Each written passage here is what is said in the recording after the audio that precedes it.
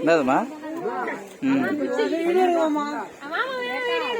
அதோட அதான் நான் சொன்னேன்ல, மரமே நம்ம மேல இடிக்காம தண்ணியில போகணும்னு சொன்னா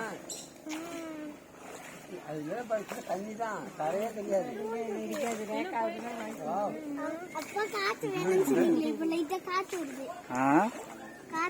ஆமா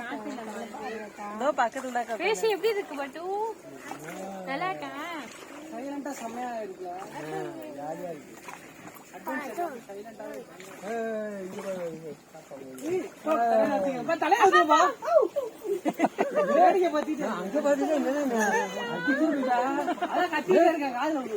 காப்பாத்துனா